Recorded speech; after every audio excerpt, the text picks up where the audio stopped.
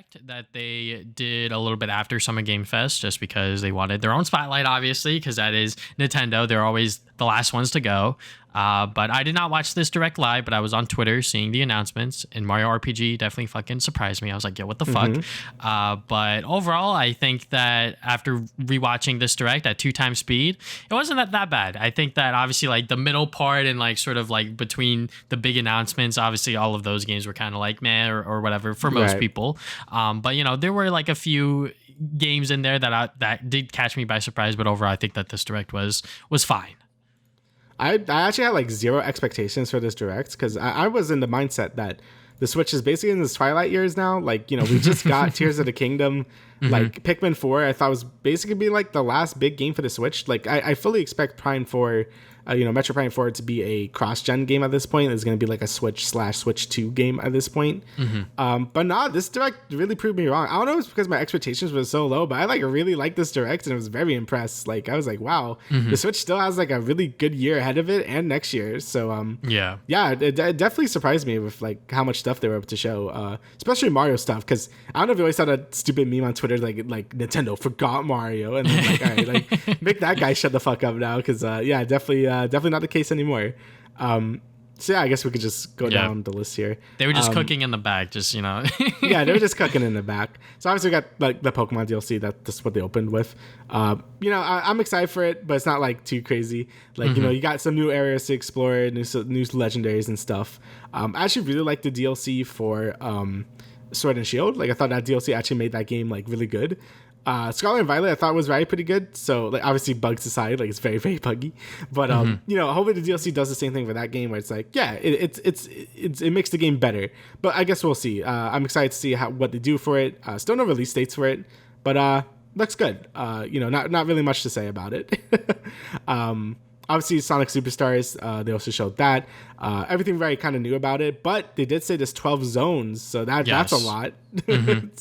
So hopefully that will be worth the $60 price point that they are offering to us. And yeah, I mean, like 12 zones is pretty fucking crazy, especially since because you have 4 characters to choose from. There's multiplayer, and I'm sure that there's going to be a bunch of other stuff that will increase that replay value for when the game does come out later this year. So yeah, do you want to talk about Detective Pikachu Returns, or do you have any comments about it? All I have to say is fucking finally this thing's coming out. This thing was like, I think made for the 3DS, and then like it just never came out. I really don't give a shit about Detective Pikachu. I just think it's funny that it's finally coming out after like so many years, so I don't need to like look at it ever again.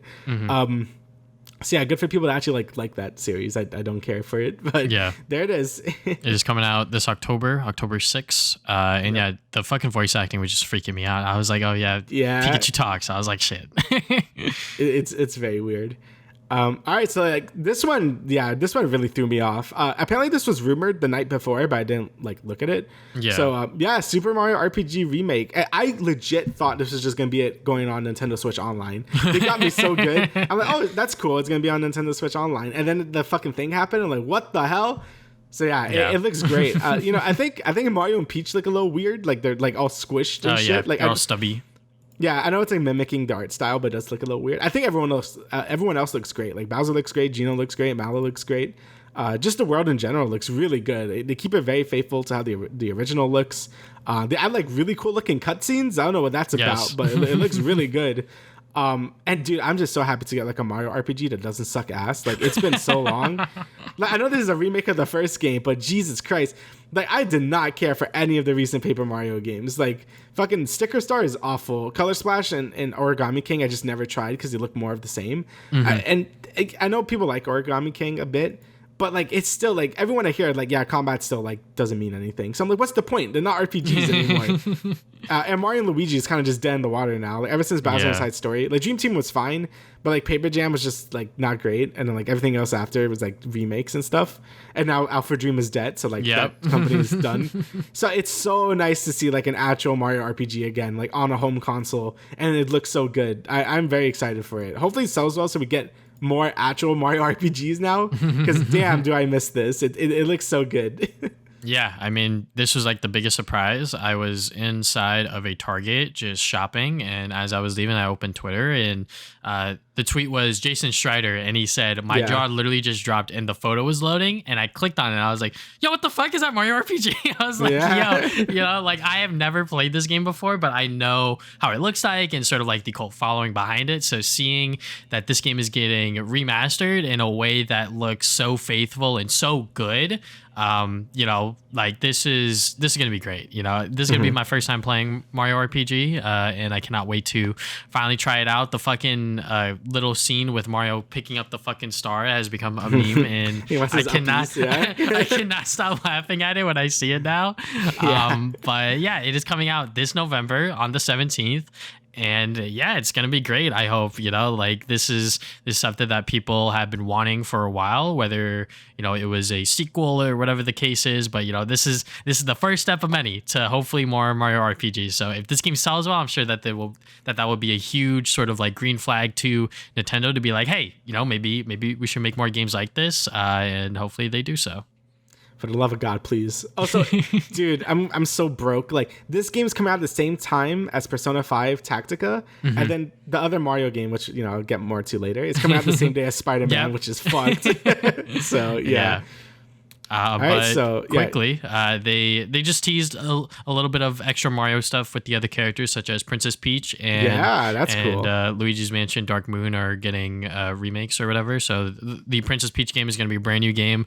She had like a brand new power up. Hopefully, it's not like Bowsette or whatever the fuck. And then Luigi's Dark Moon is getting a remake that is coming out. Both of them are coming out within 2024. So yeah, I mean those are pretty cool announcements. I know Luigi's Dark Moon is a game that I missed out on the 3DS when it came out, just because I was a kid and I had no fucking money. So hopefully when that remake comes out, I am able to play it and hopefully enjoy it. And then the Princess Peach sort of platformer game, hopefully that's what it is. And if not, hopefully it's still, like a genre that fits that character and fits whatever sort of style that they're going for. Hopefully both games will succeed in their own right. Yeah, the Princess Peach game looks like sort of like a stage play sort of thing. I don't really know what they're doing with it, but it looks cool. I'm all down for Princess Peach getting her own game again. Super Princess Peach was like the last time that happened. Yeah. And that game is kind of like weirdly sex specific. It's like our whole thing was like emotions and like controlling her emotions. It's like kind of weird, but it was still kind of cool. So it's kind of cool. Princess Peach is getting a new game, and Luigi's Mansion Dark Moon. I never actually really liked that game too much on 3DS. So I'm willing to give the remake a try. Hopefully the controls feel a lot better because, it's not on a circle pad and stuff. So I'm willing to play the game again because I didn't think it was bad. I just didn't like it as much as the first one or the third game. So actually, I'm kind of excited that they are doing this. Also, it kind of gives way of like, oh, they could do 3DS remakes, huh? So can we get Kid Icarus Uprising on like good controls now? And that game is just great in general. I would love if we got like a Kid Icarus Uprising remake. So yeah, that'll be really sick. So yeah, definitely really good for Mario fans. There's a lot here. Yep.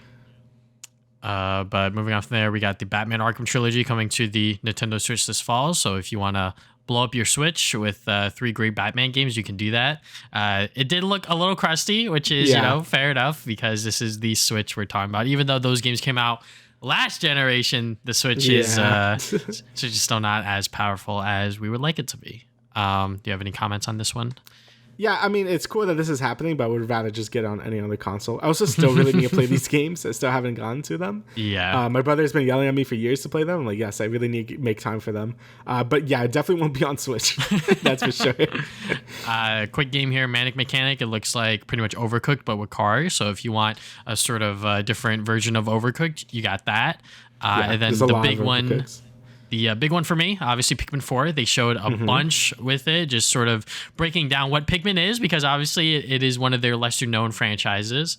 And also just breaking down like what the game is going to be, sort of what the new mechanics are, who you're facing against, and sort of what your objective is. So yeah, I mean, it looks great. It sort of looks a little more, not exactly as top down as the previous Pikmin games are. And also using the dog Pochita. I'm not exactly sure if that's how you pronounce it. Poochie? Poochie? No, was it Ochi? I don't know. That's not.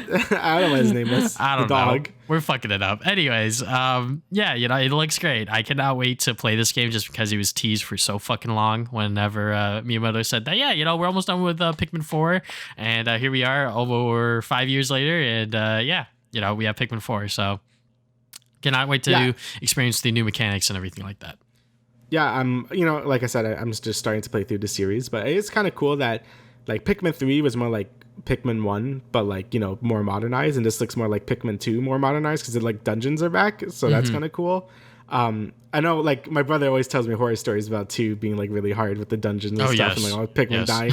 So hopefully this game isn't as punishing as 2 was, because I've seen many a playthrough of people just getting the whole Pikmin army just wrecked by like one thing. So hopefully 4 isn't as like punishing as that game was. I think Ochi or whatever the dog is gonna make things a lot better, in terms of like difficulty or whatever. But yeah, it looks great. I'm very excited for it as well. I'm hoping to play through all the games before it, but probably not. We'll see. I definitely want to play it this year, that's for sure. And I've been really enjoying Pikmin 1, so really excited to see how I guess the series evolves over time, since I like doing that with a lot of game series, like playing it from the beginning and really appreciating all the changes they've done from game to game to game to really be like, oh yeah, this is where we are now, so it looks like Pikmin 4 is definitely like going to be a really good game.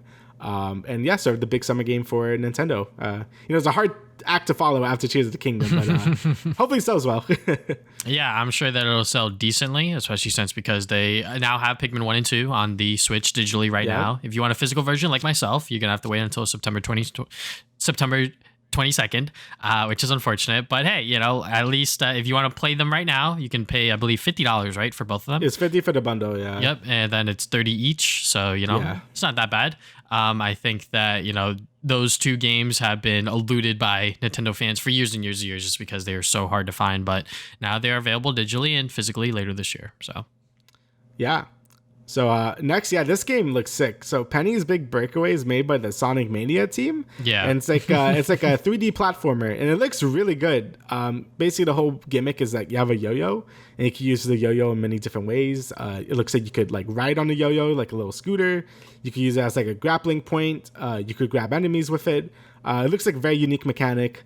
And it just looks great. Like graphics look nice and colorful. I kind of like how the main character looks. And yeah, it just looks like it's gonna be a good time. And from the Sonic Mania people, that's a great pedigree right there, because Sonic Mania was fantastic. And yeah, like honestly, like I'm just excited for 3D platformers all the time. So it's really good to see a new one come out. It kind of reminds me of like Hat in Time a bit as well, and I fucking love Hat in Time. So definitely looking forward to this coming out early next year. So get another game to add to that list of next year. But yeah, it's definitely something to keep my eye on, because it looks really good. Yeah, this is coming out on pretty much everything, not just on the Switch. But yeah, just seeing them create a 3D platformer is going to be pretty cool. I think that is something that, like just like with the Hat in Time, it's sort of like that era of like Kickstarter Indiegogo games, we're sort of reliving that with this game, and it looks really cool. It seems like that they're doing a lot of interesting, fun mechanics with the yo-yo and everything like that. So yeah, and the art style, the aesthetic is like a big thing when it comes to 3D platformers as well, because back in the day, all of them had like a unique art style and sort of their own gimmicks and everything like that. So I cannot wait to actually dive into this one whenever it comes out within 2024. So yes. Next game or next thing, Mario Kart 8 Deluxe Wave 5. They're adding new characters, new tracks, all that good stuff, So if you're still playing Mario Kart, you got more stuff to look forward to. Yeah, basically. Like, it's kind of cool to adding characters. Like, I know they did that in the last wave, I think. But yeah, that's still pretty cool. You get like Kamek and like, or Kamek, like the person said it weird. It's fucking Kamek.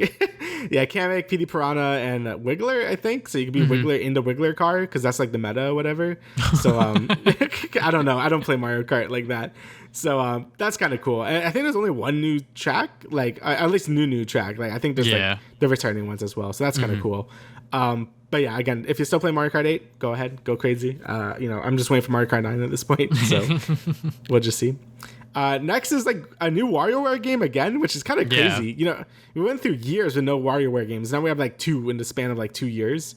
I really liked the last one. I forgot what it was called already, but the last one was really good. Basically, when you could control different like people, and every time you control a different character, you get like the micro game changes in some way, and I thought it was really fun. This one's basically a sequel to Smooth Moves on the Wii, and I don't think I'm getting this one just because it's a lot more gimmicky. You gotta shake your Joy-Cons around, do a bunch of weird shit. I know people really like the Wii version of this of WarioWare. Waggling and stuff and doing all that doesn't really appeal to me that much. I'm definitely gonna probably skip this one. It's also like $50, so that's a lot. But yeah, it's kind of cool for people that really want to have that WarioWare experience again with smooth moves and stuff. But I'm just happy the series is still going on strong. You know, I love the series, so that's really cool to see.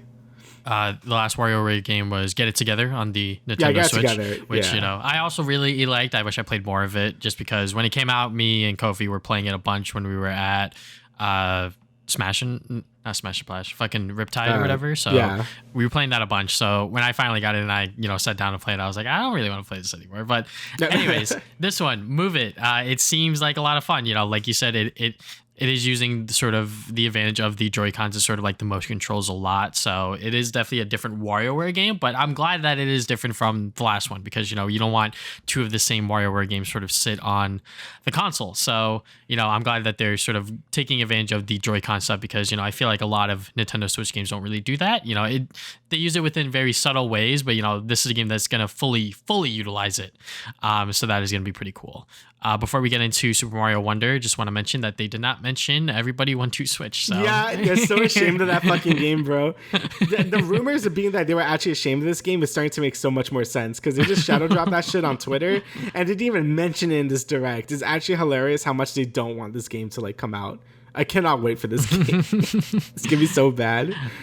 But yeah, now let's talk about Super Mario Brothers Wonder. So this is gonna be, I guess, the brand new Super Mario 2D series that they're working with, and it looks really good. Not just because of the gameplay, but also just the art style and sort of the way Mario looks and everything like that. We were sort of I want to say spoiled, but we were getting tired of the new Super Mario Brothers look. So I'm glad that they're changing it so slightly and sort of changing certain mechanics of it. There's no time limit.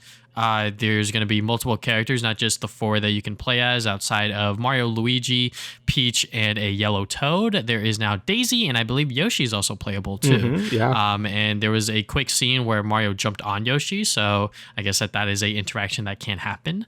And there's new mechanics, new things happening. Mario's grinding on rails. There's pipes moving around. He can turn into an elephant. There's a whole bunch of stuff here that makes you quote unquote wonder, if you will.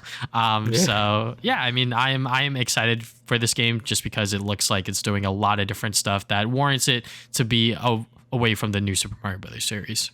Yeah, I feel like New Super Mario Brothers really overstayed its welcome after Wii. Because, I think the DS one was actually really great, because it was the first one. And I just think it did a lot of cool, unique stuff.